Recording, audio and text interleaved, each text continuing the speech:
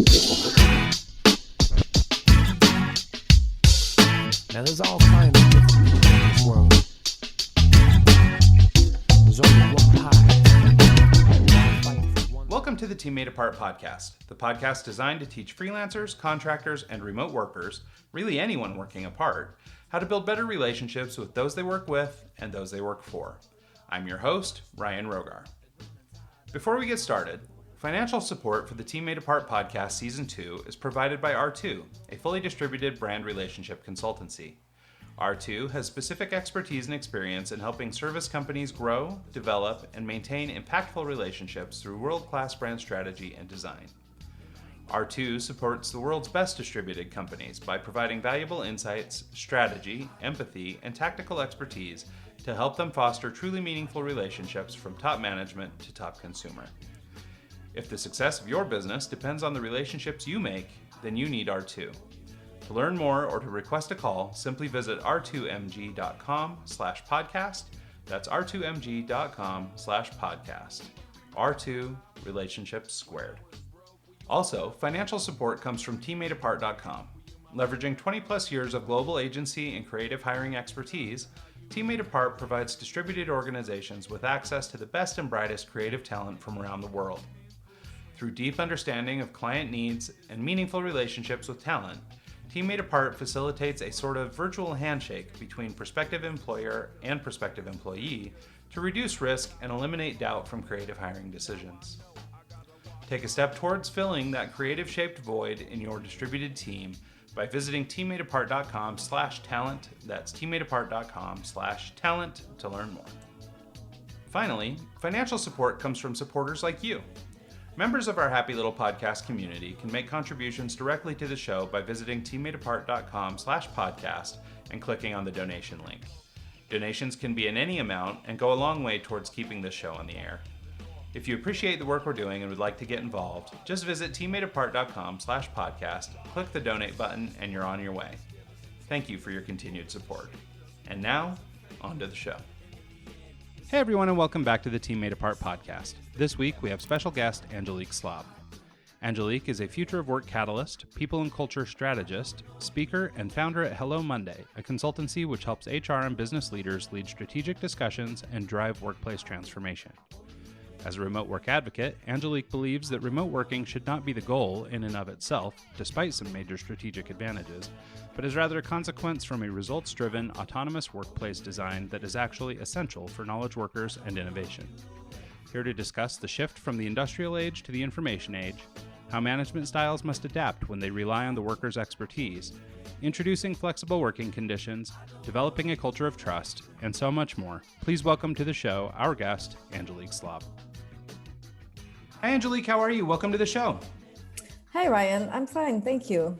Oh, I'm so glad to have you here. This has been sort of a match in the making for some time now. I actually had invited you to season 1 of our podcast some months ago. And for a number of reasons, scheduling conflicts and things, we weren't able to make it work. So I'm really grateful to have you back this season. And I think there's so much to talk about. The world has changed since I first was introduced to you. Definitely. Yeah, there's a lot of things happened since the last time we spoke. Yeah. So I guess, Angelique, let's start at the beginning. Let's just kind of talk a little bit about who you are, what you do, and what you do here in the remote work space. Yeah. So actually, my background is in human resources. I've been a human resource executive for over 15 years in a variety of multinationals. I worked as an interim manager, so I saw a lot of companies. I probably switched like every year or a year and a half after a new project, moving on to a new company. At that whole same period in the Netherlands, we had the movement, the new way of working, which was all about flexible working and being more location independent. So the idea is people working where they want, when they want, delivering their best results for their company, and companies giving them more autonomy and flexibility.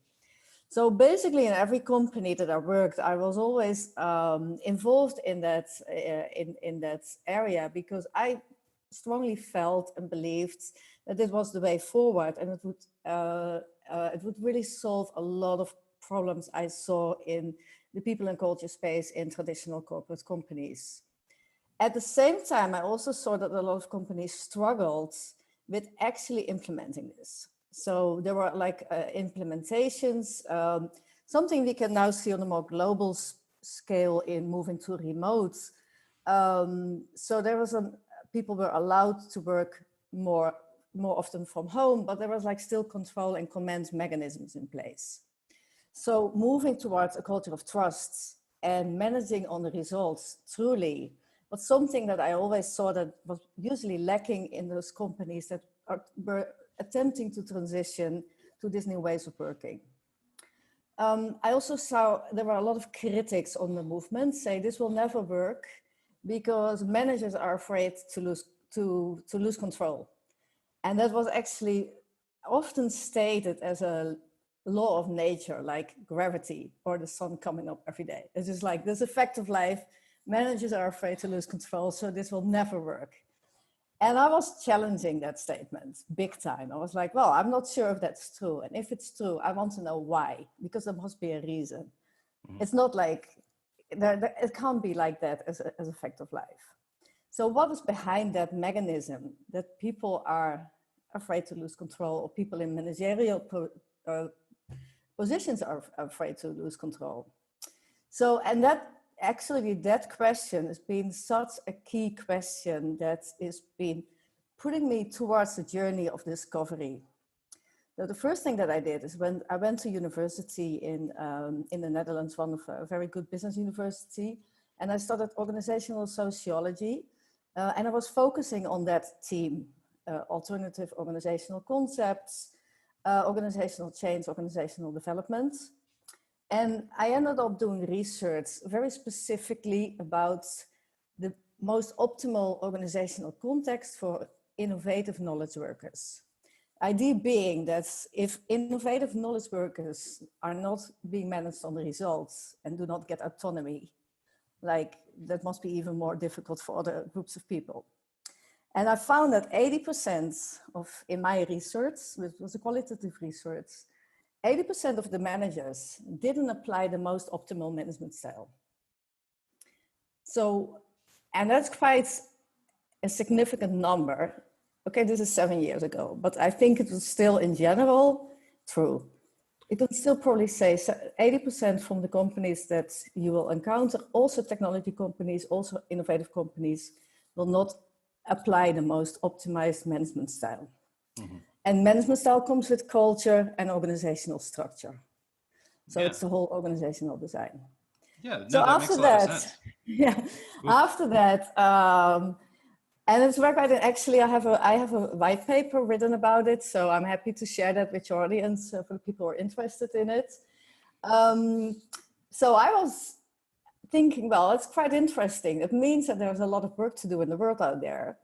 And this also collided with my own desire to become more entrepreneurial, but also to become more location independent. So it ended up with me starting doing a blog, consulting. I did a project here and there. I started traveling. I spoke to so many people around the world. I interviewed so many entrepreneurs, startups, really also very pioneers on new ways of working, very innovative companies, location independent freelancers. I went through like a whole real huge area of discovery and speaking to people. And that actually led to me being asked more often as a consultant and as a speaker. And then in 2018, I launched Hello Monday as a brand. And Hello Monday is, the idea behind the brand is to create a new way of world of work where people are actually saying hello to Monday. And where there's way more like work-life integration and where people can thrive. Oh, I love that. Well, God, there's 100 things to unpack just in that little bit of introduction there. So thank you so much for that. First, I wonder if we could talk a little bit about, I mean, you mentioned this key statistic, this idea that 80% of your managers weren't using the ideal management style. Mm-hmm. Do you mind digging into your white paper a little bit and sort of explaining what the different management styles are that you encountered, which you decided was maybe the best method, for working with these knowledge workers or you sort of, distributed teams? And then, what is it that people are doing that they shouldn't be doing? Yeah, so what I saw, and I can really talk about the Netherlands and cultures that might be similar. So what we saw, I used two models that are quite famous. So most people might have heard about it, and otherwise it's very easy to Google. It's the competing values model from Cameron and Quinn. And I used the model of Mintzberg about organizational structures. They both have one quadrant, like one model. In those models, they're like, there's both one area that's both called autocracy. And I did some study where, like in my white paper, you can see that we also we derived management styles from that. A good example of a manager that has that Socratic model, I should have used a different word if English is not my first language. that specific management style for autocracy, Steve Jobs is a good example. It's a visionary leader who looks at the future, who makes connections on the outside world, very driven by technology and by the things that's happening outside, allowing giving people a lot of space. What you can see in, for example, in the Netherlands, the dominant culture is the family culture and the family style that is much more internally focused. So it is about creating team cohesion, and it is about creating, taking care of each other.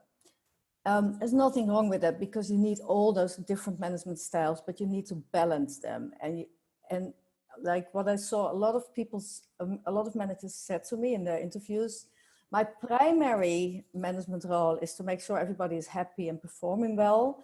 And then I can move outside having a more external viewpoint. And basically you should do that the other way around. Mm. So be more out there. And I think a lot of startup founders, for example, do that by default because they have to. They have to go and talk to investors and find partnerships.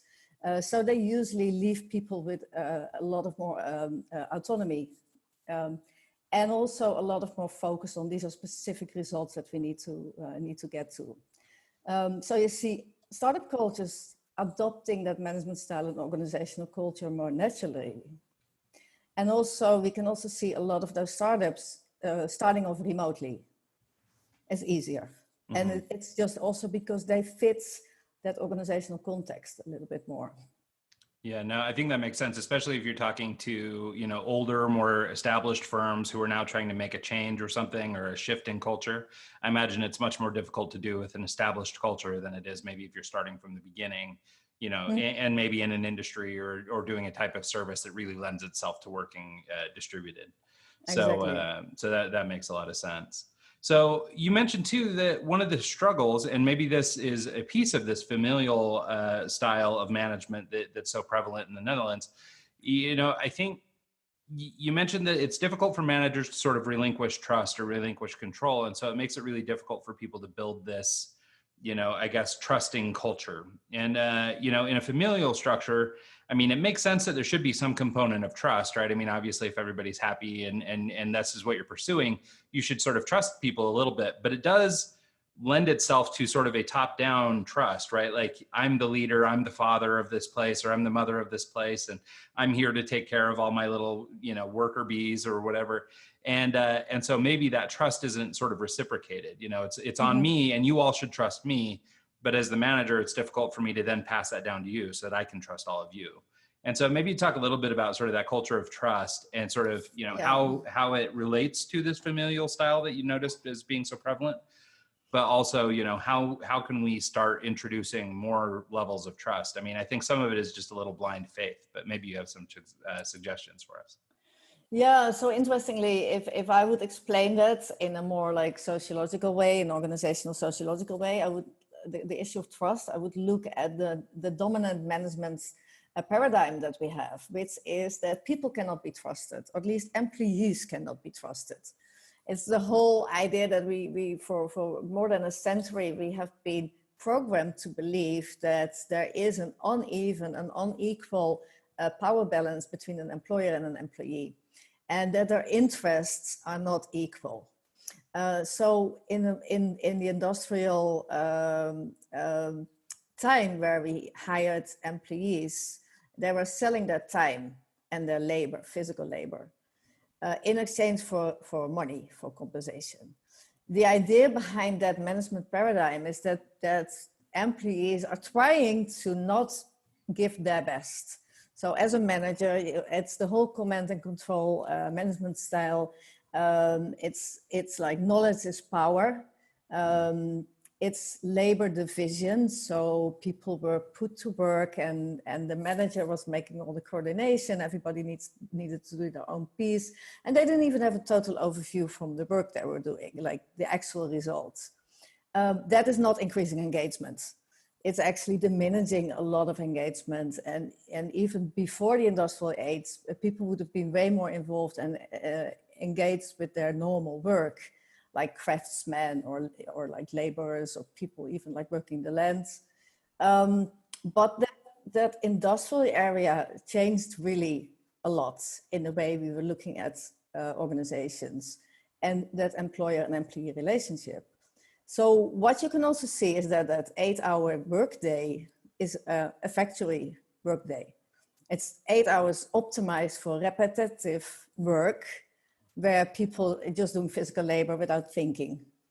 But more hours is actually would decrease their productivity. So it didn't make sense economically to pay people for 9 hours a day because that extra hour would not give the same return on investment.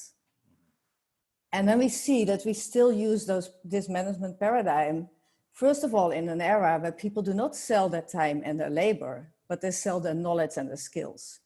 They're actually not even selling that because it's not something you can sell. That makes a major shift in the power balance. It makes it way more equal. So that traditional employer and employee relationship has shifted, but the way we think about it, the paradigm is still the same. So that is problematic. There we see conflicts arise. And that is also connected to those, for example, the 8-hour workday. Because the first offices, they were connected to the factories.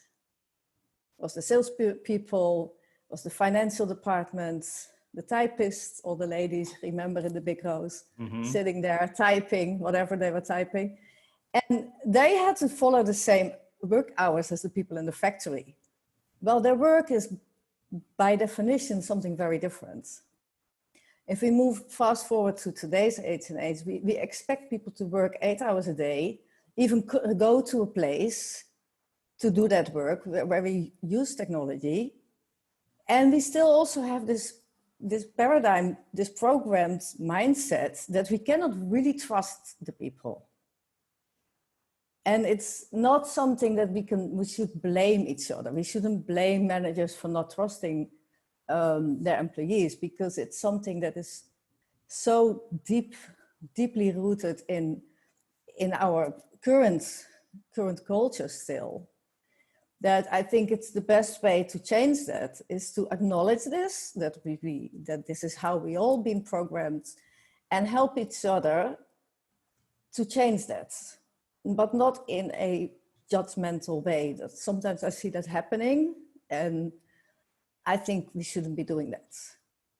Yeah, no, even say I like, right. you know, oh, if you don't trust your employees, you shouldn't be hiring them. It's not that simple.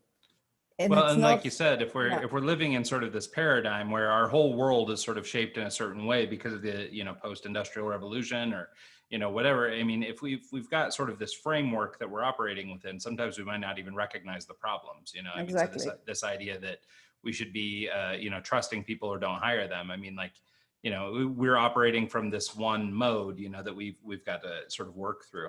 I wonder have you seen in any of the research you've done or any studies, like, are there certain cultures or certain parts of the world that seem to be better about this or worse about this? Like in terms of sort of, you know, lending to this? I mean, maybe this is a stereotype I picked up from somewhere, but as I understand it, the Netherlands specifically has been a little bit more on the vanguard of, you know, remote work and you know, flexible working, you know, really back into the 70s and maybe even sooner or earlier. Yeah, I think we had like, sorry. Yeah, and so I wonder, you know, like in a culture like in the Netherlands where they've been doing some version of this for a long time, you know, if ultimately we just have to put in a certain number of hours before we'll break our paradigm and shift into something new, like, have you noticed that, for example, maybe in the Netherlands, it's, the culture of trust is perhaps a little stronger than in some, lesser industrialized part of the world. Yeah, I'm not sure if it has to do with industrialism. I do think in general the culture in the Netherlands is more equal. It's more equalitarian culture, and also that idea of working more flexible has been around for longer time. So democratized working concepts, organizations. There have been experiments all over Europe. Like I'm not sure, but probably also in the US. There must be, I don't know them, but there's always been companies that said, okay, we are going to work in a different way. For example, there are companies that are owned fully by their employees. Mm-hmm. So all the employees have staff, or have stocks. So you can see that there's been different concepts and creating more autonomy or even solving more problems. For example, Kaizen, which has been developed in Japan. So you can see that certain organizational concepts are being at least experimented with in companies even for decades. And the command and control and not trusting image of people, that's always not been the only one. There's always been complementary ideas about people, but they can sometimes conflict, like within different managers, different departments, but also within ourselves. I do think in certain, for example, the Northern European countries, Western European countries, I can see more trust, a longer tradition of giving flexibility and autonomy, where that is, for example, fairly new in a country like Portugal. Mm-hmm. So I think like last year I saw a report that it was like only 3% of Portuguese people were like having some way of remote and flexible working. So this was before pre-COVID, where that number was way higher in the Netherlands, going up to 50%. Yeah.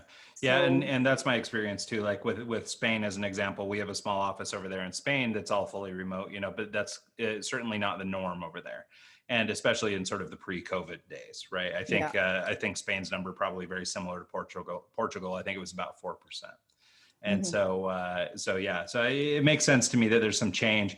And I even look at sort of, like there's sort of this equalitarian sort of culture in the Netherlands, for example, but like here in the country or in the US, for example, there's a lot of, I guess, sort of pride taken in outworking other people. So there's sort of this competition all the time, that there's something to this working harder than somebody else and all that stuff. And I wonder if this plays into that role of trust in that, when we tie someone's performance to the money we're paying them, then we have like reason to be suspect, right? If you're not doing enough work or whatever, then you're cheating us somehow. Yeah.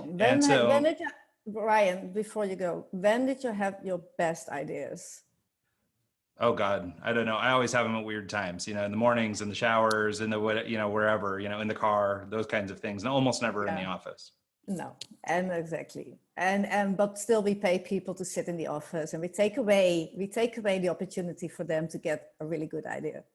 Yeah, no, I think that's true. And maybe it makes sense at this point to talk a little bit, in your white paper specifically, you're talking about knowledge workers. You do mention that, because there's not a lot of like literature around this, or at least not back at the time when you wrote your white paper, you were just sort of treating knowledge workers as workers.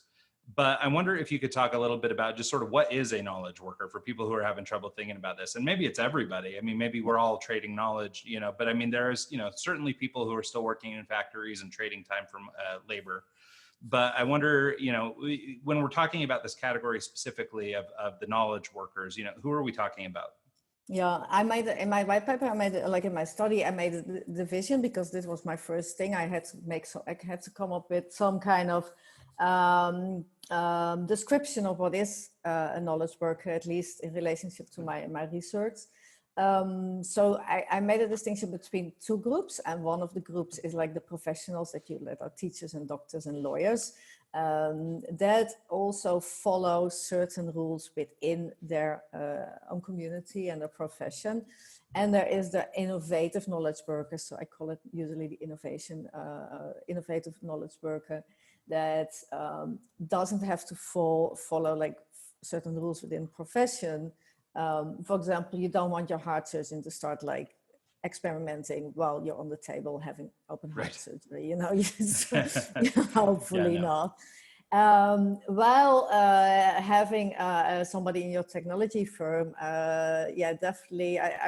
It's one of the best examples, the 20% that Google gave their employees to use as free time within a certain context. Like they said, okay, you know, you can work on projects that are like, you know, specified in such and such areas, and people would come up with the best ideas, and that some of them actually made it to being very successful and profitable products. Giving that space is important for knowledge workers to create and to come up with new ideas and to find solutions for problems. So finding new solutions, which is innovative, has a specific, and there's loads to say about the other kinds of professions, but this is just what I specialized in. So we also work mostly with innovative companies or highly professional companies at least. But I would advise differently for a law firm or like a high-tech firm for sure, because it just requires a different context. And I think if you are working in an innovative company, or you have maybe a traditional company, a factory, but there's an R&D department, you have to create a different culture within the R&D department, or in like your overall innovative company, and giving them space is very important. So I am not, my starting point has never been remote or people working away from the office. My starting point has always been, what is the culture of trust and a culture of managing on the results? If you allow people to work at the place and at the time that they can deliver the best results, remote working is just a natural consequence. Yeah, I want you to solve my problem, and if you just go away, you go sit in the woods for 2 weeks, and then you come back with like a genius solution, I'm happy. Yeah. Yeah, no, I'm more happy than sitting at an office, going to meetings and not making any progress. Yeah, well, and I think it's one of those like misconceptions that comes up a lot among sort of, you know, I guess what you would call sort of remote work advocates or something. It's this idea that we must be all remote all the time. Everyone should be remote. And I think you do a really good job in your white paper, but also, you know, in other materials you've produced on this idea that sort of remote work is just work. Like, you know, and I like the way you put it. It's just sort of a consequence or a natural consequence to the, you know, nature of this style of work. And Yeah. and I think that's great. And maybe it starts to lead into sort of this little next thing I want to talk about, which is, you know, are there some tools or are there things that as a manager I could start to employ to start making this shift into a culture of trust? You know, like I think some of it is, you know, I mean, if we're basically trying to overcome a paradigm or we're trying to overcome the way we see the world, you know, I mean, part of it, I guess, would need to be some sort of self-assessment and understanding that, you know, our management style so we could better relate to our people. But like, how could I, as a manager, actually start taking steps towards repairing this kind of problem? I mean, it sounds, you know, from your research and everything that's very prevalent, you know, there's this issue of trust is sort of cultural and endemic. It's everybody, you know, is experiencing this sort of thing. It's been true in my experience as well, even in more progressive companies where you would expect that they would be more loose about this kind of thing. There's still sort of this aspect of trust. In fact, I can cite one example, a company that decided, because all these other companies were doing the unlimited PTO or unlimited time off and that kind of thing. They ran it for about 2 weeks and then just pulled it back. They're like, no, like it was too scary. Like we had a couple people leave, you know, and take long breaks or whatever. And they're just like, no, we can't do it. It's too scary. And so, Yeah. but, you know, so they tried, but ultimately it didn't work out that well, but it goes back to this trust, right? They had to have the faith in their people that their people would still get their jobs done and, you know, or handle whatever their responsibilities were, but it just didn't exist even in a company that was seemingly so progressive. Right. Yeah. And so, you know, do you have like, I mean, I hate to ask for like a checklist, but I mean, are there some actionable things that we as managers can do to improve? Yeah, well, what I do, I love that example that you mentioned, Ryan, because I've been asking that to CEOs of companies and saying, just as a question to have like an idea about the levels of trust, or maybe we should move away from the word trust, but move away to freedom and responsibility of autonomy. So I would say, what would happen if we would implement unlimited time off with you next Monday? And then you can see some of the managers, like the CEOs, been sitting like back really relaxed and just say, no, I don't think it would change a lot. And you see others like, it's such a question that touches the paradigm. So it's a good question to ask each other. Sit around the management table, like with your leadership team, and say, ask this question. And you can see people becoming very nervous or just sitting relaxed and say, yeah, why not? But if you see people say, well, we are not ready for this, I'm not sure, then you touch this first point. Yeah. It's just good to acknowledge. I would also really encourage, especially if you're working in HR, if you work in a leadership position, to discuss this, to put this on the agenda, the management table, and just say, make the agreements to help and to coach each other on that area. So if you could feel uneasy or you feel uncomfortable in this area now, especially when people working a lot of distributed, and you actually feel that idea, like, I'm not sure if this person's doing what they're supposed to do. I feel as a manager that I should be seeing this person in person. Make that acknowledgement, and also make sure you have someone in your leadership team or like one of your teammates or your peers that you can actually relate to and talk to about it. So it's nothing wrong with you as thinking that. It's just normal because we're in transition. Sure. The other thing is, make sure, because we see people falling back into old solutions for new challenges, if you do not offer them a new solution. And the lack of having new solutions is forcing us to fall back to this command and control mechanism. And a great example of that was that I was working somewhere as an HR director, and everybody was like really high level. We had like officially flexible work schemes, but one of the VPs came to me and he said, I'm talking about this director that is in my team, and don't we have anything like in the manual that we need to have, like that people need to be in the office at 8:30 in the morning? And I kind of snorted, and I was like, I don't really understand your question. So I invited him to sit down, and I was like, okay, let's have a chat.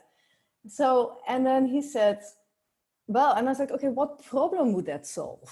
What is actually the actual problem that you want to solve? Because and then it was like this person had such an autonomous function that the VP couldn't really see if he was performing right. So, and he didn't have any other way of knowing anything about the performance, or not sufficiently. So his natural reaction was say, okay, he needs to be in the office between 8:30 and 5, so I can see at least that he's here working. And I was like, okay, no, this person has to do like a lot of things, like international video calls in the evenings. And but let's talk about why do you have that need as a manager, and how can we provide you with, you know, the right information, because that's what you're actually looking for. So going to the core of the problem. And I was also speaking to a very progressive client of mine. And one of the VPs there says, well, it's interesting now, since we shifted to fully distributed, we now notice that we lack certain information that we need as VPs or as executive managers to know what's going on. And he said, interestingly enough, and I really love that self-reflection of him, he said, interestingly enough, it means that we have been using the wrong kind of information till now. So we've been managing based on information that is not essential, because now we find out that we lack essential information. So it is also about like really making clear, what do you need, what's happening.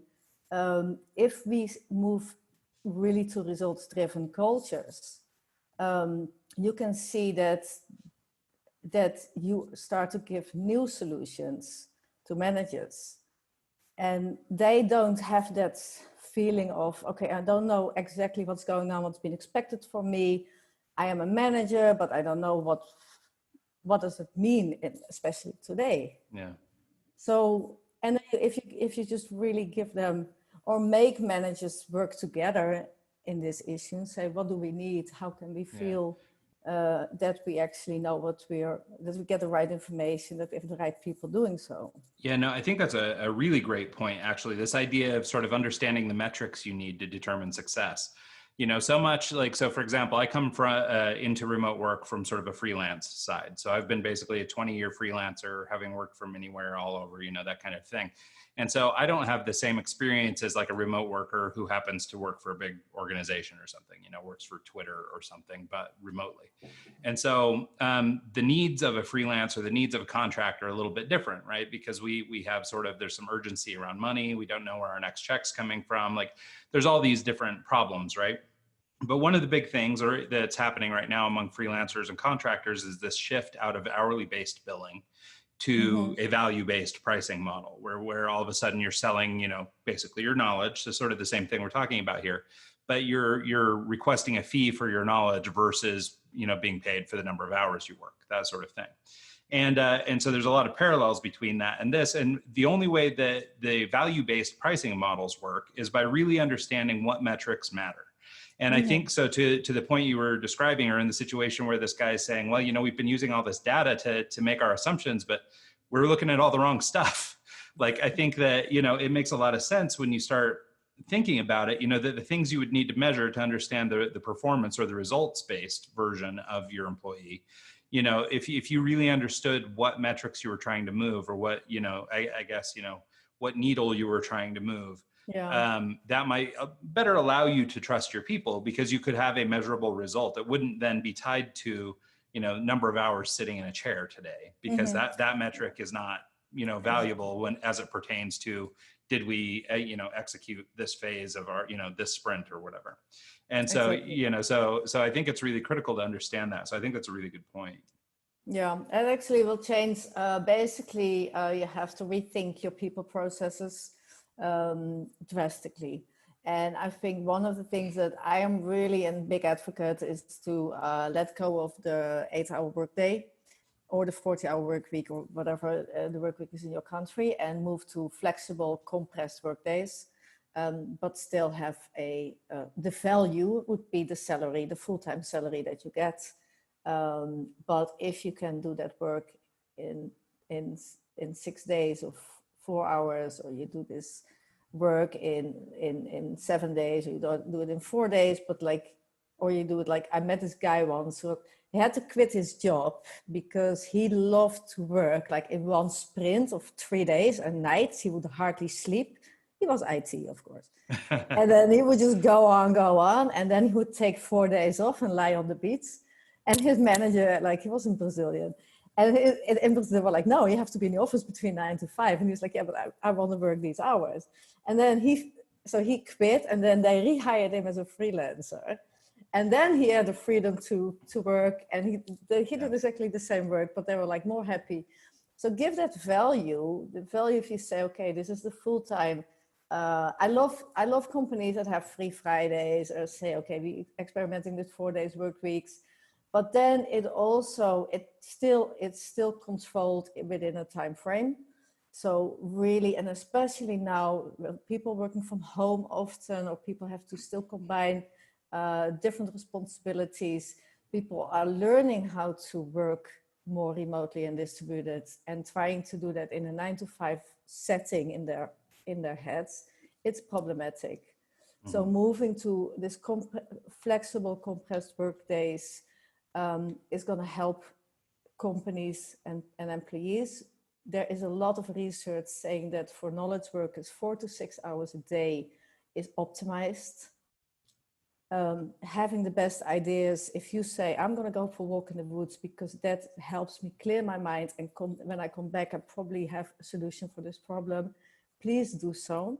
So as managers start to move towards those little things, even talk with your employees, talk with your team, create a discussion in your team.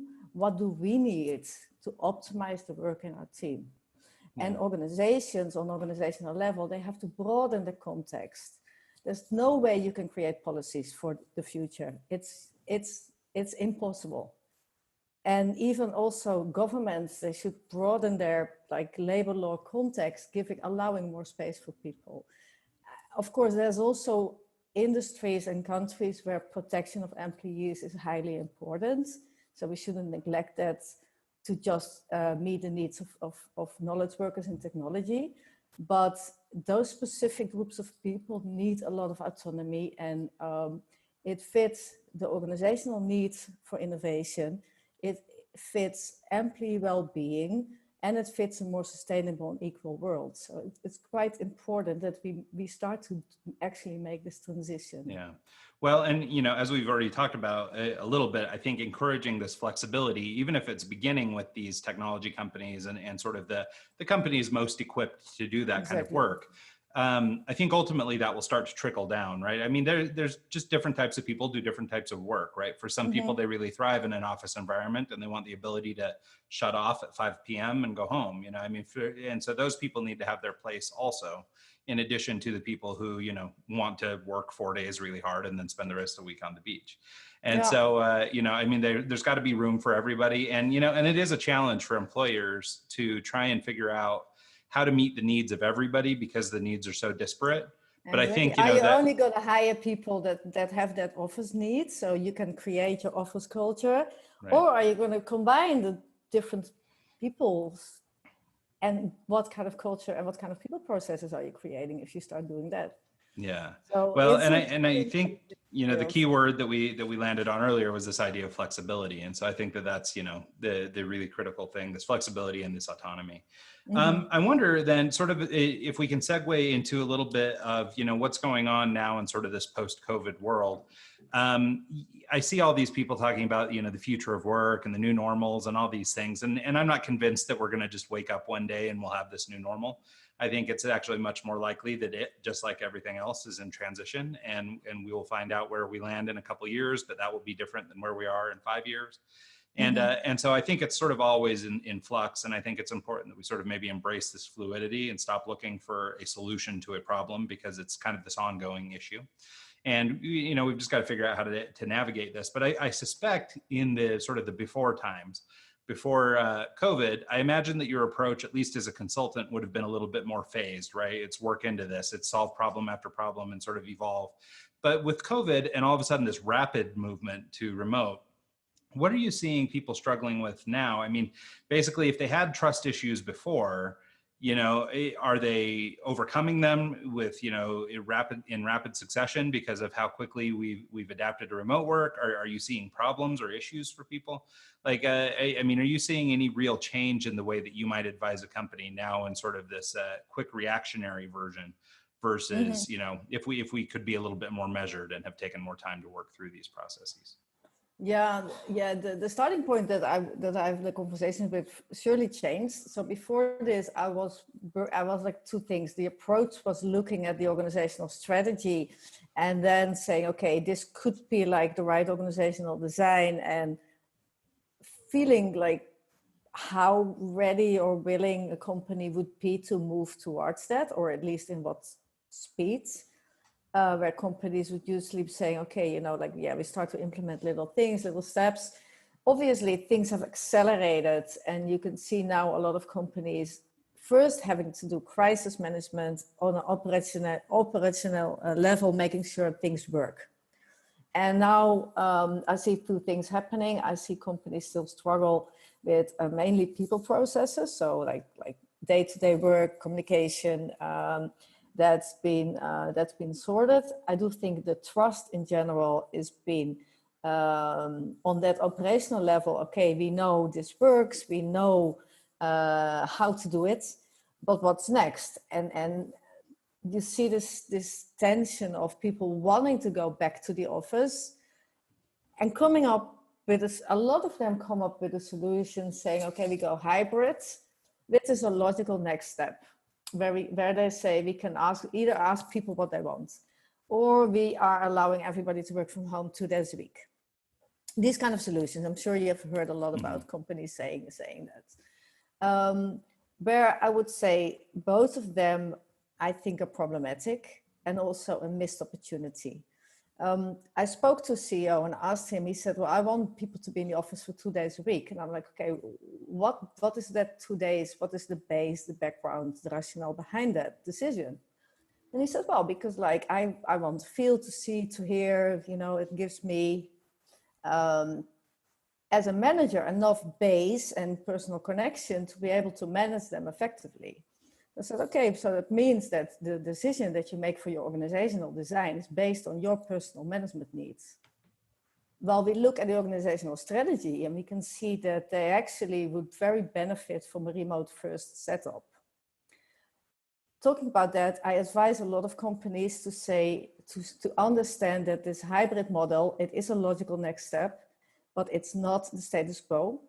And we need to make sure that the hybrid model gives them enough agility and means to move forward, but also to leverage all the strategic advantages of a fully distributed team, even if they not choose to be fully distributed at this moment. Yeah. So remote friendly is where we can say, oh, everything goes back to normal, but people can work from home a little bit more often than they did before. That's remote friendly. Remote first is everything is by default. We came through this transition. We invested as a company in a big transition. We didn't want it. We didn't choose to do it, but we did it. We spent a lot of time and energy and resources and money to come to this point where we are just learning to do this effectively. There's an economic recession coming up. I would just say, move forward on this path and do not turn back. It doesn't mean that you have to give up on the office totally, but go and say, okay, we still move towards this default distributed setup, but we offer people, obviously, the opportunity to work in a co-working space, to meet in the office on a regular basis, to be more flexible in the locations where they work. But if we need to go back to another lockdown of 3-4 months, it wouldn't be a problem. If we suddenly start to say, hey, let's actually start hiring on the other side of the world, because we are distributed anyway, we are so used to working remotely, we can actually do that. Then you also can leverage your strategic advantages for the future.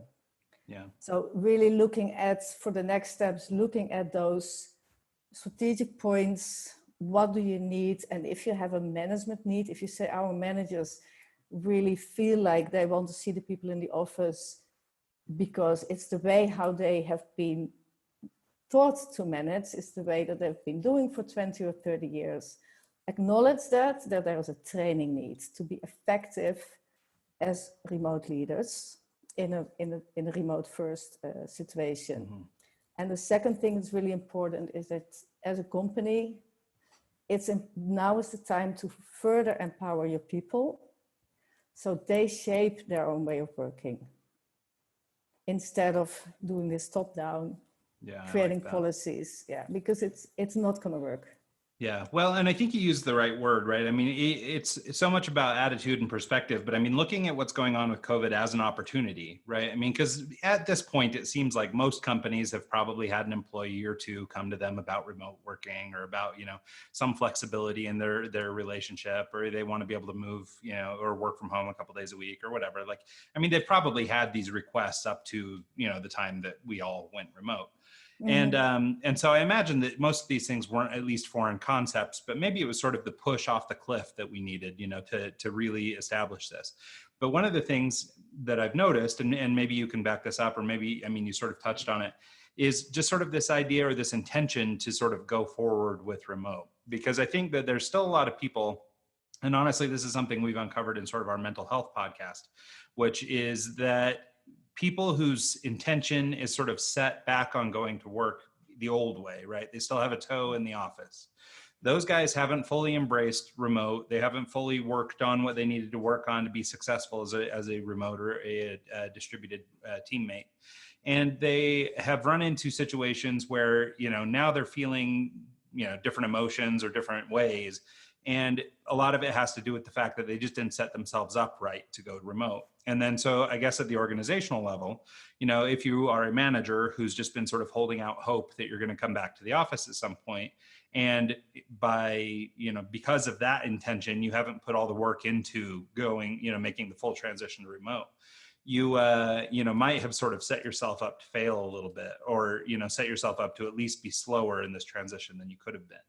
I think you will also find on the opposite end of that spectrum, there are plenty of companies that have wholly embraced this, gone completely remote, and now they're going, well, what do we need all this office space for? What are we doing? And so I think that you'll probably find a spectrum of stories, both good and bad. But I think looking at this as an opportunity rather than this negative, shift, I think will help people out.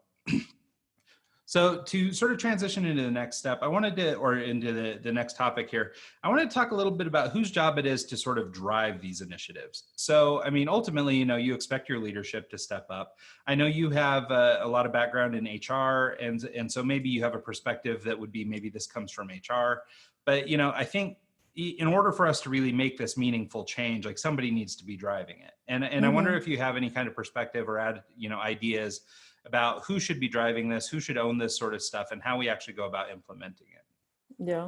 Yeah, it's a good question, because I think obviously HR is a very important stakeholder. I have an HR background, so I am also setting up an HR mastermind group for HR directors of larger companies in tech, to help them, to support them in a group, in a mastermind setting, to step up in that leadership position, and to help the companies to align, to lead a strategic discussion, to align vision, and to actually drive change. Because I do think that HR is a very important stakeholder, and it's important for them to step up in this, to really own that and lead that, because it's their expertise, and it falls into their responsibility. However, future of work is not something that you can do as one person in the organization or one department, especially not as an external consultant. So one of the things that I changed from my former, like some consultancy projects where you were like called in as the expert, and you were like driving change or advising people about what they should be doing. Now I'm just also step back from that role and saying, actually, it's not possible. I am here to help people to develop their future of work leadership skills. And that is not just HR, it's not just the leadership team, it could be an employee, it could be a team lead, but it's even like, I always say it's even the girl next door that is the one that needs to drive the change, because it's something, we are all part of this. And I think that's something that COVID really showed. Nobody could have done this by themselves. Every company went through the transition where they had to say to people, look, you have to make it work, and we trust you to make it work. So people started to shape their own ways of working, and it was probably the only reason that we could have done this so quickly. Imagine that an HR person was going to write a policy, okay, this is what we're going to be doing, and they had to go to to procurement to find the right tools and the right systems, and then some implementation manager had to go and implement it. Well, it was impossible. This was like a shift you had to make almost overnight. And the only way to do that is to empower the people to say, okay, look, just have to make it work on an individual level, a team level, or a department level. And then companies like HR need to back up. Of course, crisis management is one thing. Creating something for the long term that works for the organization requires also knowledge and certain skills. It's not easy, and I know that I've been in HR, it's not easy to have your voice heard in the leadership team, because there are often such different perspectives driven by business needs, client needs, or like shareholder needs. So it's very difficult to have the organizational development perspective on the table. But now it's the time to align people and bring that into the discussion. So empowering team leads who can work with their teams and say, look, what do you actually want? What do you need? What do you expect from us? How can we make this work? And that is the future of work. So people will be asked to be part of the solution and not just sitting backwards and say, okay, I have to see what the company is doing and what the new policy will be. And then we just adjust to it, because it's not going to work. Well, yeah. And I think that sort of brings our whole conversation full circle, right? Is this idea that, because of having been sort of pushed through this COVID change, we've been forced to make some radical decisions. So whether it began as crisis management and now, because there's kind of not a clear end to this crisis, right? I mean, you don't really know when or if everything will go back to the way it once was, and it probably won't. It's forced people to maybe loosen up and I think maybe become a little more reliant on people. And so I really like that perspective or this attitude that, I mean, as bad or as scary as sort of a global pandemic is, the ability for us to all sort of rise up and come together through this, really sort of shows our humanity. And I think if you can take that and sort of, express that or foster it, or the word you used was empower it in your employees and in your teams, I think you're going to be in a much better situation going forward. And Exactly. and you almost can't help but change, and almost can't help but become more trusting or become more people first. And we have to be, we only, like, I think it's not just about COVID, because if we look at the first half of 2020, like the first 6 months only, we had a climate crisis where people were calling companies and governments to take care of like CO2, decrease CO2 emissions. Then COVID happened and people were like, okay, we need to have more flexibility and remote working. And then the Black Lives Matter protests were like global protests. We have never had the same global developments at the same time happening. 3 major global protests, worldwide protests in 6 months' time. Well, and yeah, I was gonna say protest, COVID, like it's not a protest, but after that, people like starting to say, okay, I have now realized that I have different needs than I used to have. Our needs are not necessarily the traditional company needs. And those 3 things, they call for employers to change, for companies to change, to become more sustainable, to increase diversity, and to become more remote and flexible. And we cannot just ignore that and thinking, we can just go back to normal with an adjusted work from home policy. It is not sustainable. So if you look at those 3 major developments, they're not new, they were there. Yeah. But they've been accelerated extremely in 2020, and we're only halfway there. So this truly is a year of transition. It's a tipping point. Yeah. And if you draw the line further to the future and you say, if we were to move on this path the first steps we took, where is the future? The future is going to be very equal, because we can hire people from all over the world. They can get access to the same opportunities. People that have combined work, like family obligations, or that are disabled, they can have access or that want to work remotely, they can have access to the same opportunities. So there's equality. Then there is the de-urbanization and less pressure on the urban areas. That also brings economic growth to more remote areas.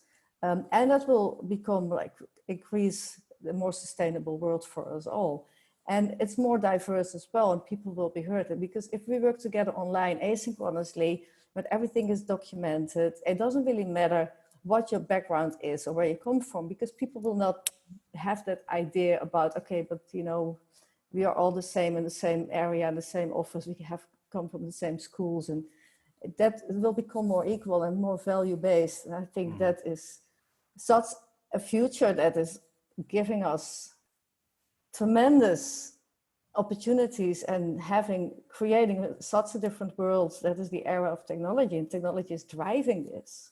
Yeah. We have everything is happening at the same time, but we can also talk about it at the same time. And I'm your podcast is international, and I hardly have to think, there's something different here in Europe than it is in the US, because we're more or less we're all in the same boat.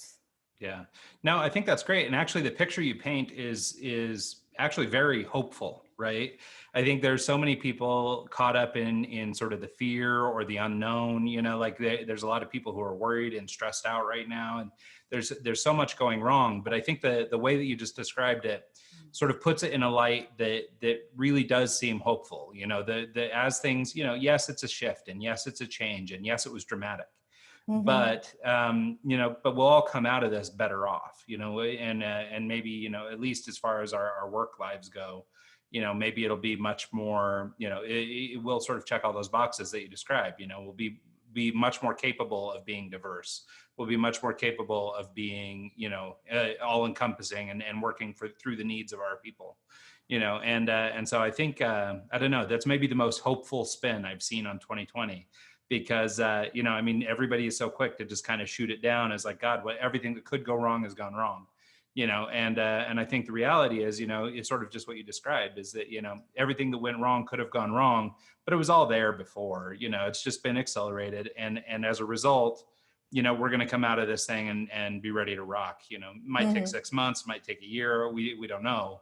But ultimately, the change that is going to be brought on by 2020 is going to be really impactful for our futures. Yeah, I think that's exactly. A great note.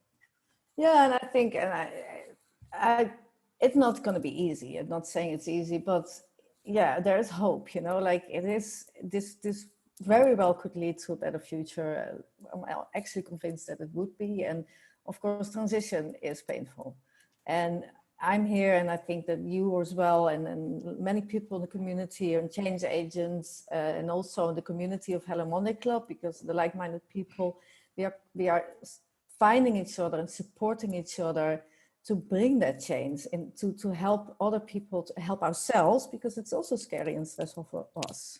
It's sure. Scary for everybody. But if we can support each other and give each other resources and share our messages and our knowledge, then we can help each other go through this transition in the best way possible.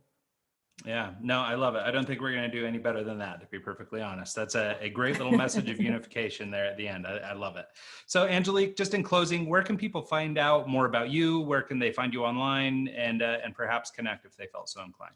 Yeah, so my company is called Hello Monday Club, hellomondayclub.com. People can subscribe, can join the community. There's lots of free content. People can connect with us also on Instagram and LinkedIn. And my personal LinkedIn profile is Angelique Slob. It's also very easy, SLOB. So I'm easy to find. I'm always happy to connect with like-minded people, and so feel free for people to reach out and send me additional questions. And if there's anything I can do for people, I'm here. Awesome. Well, and we'll be sure to include all those notes or all those links in the show notes and make sure that everybody can track you down. Angelique, thank you so much for doing this. I'm really thrilled to have had the opportunity to catch up with you. And I can't wait to catch up with you again. Ryan, really, thank you for the opportunity. It was my pleasure. And yeah, we'll talk to you. We'll be in touch for sure. All right. Thanks so much. And thanks to everybody who tuned in this week and every week. And we'll see you all next time. I don't owe you anything.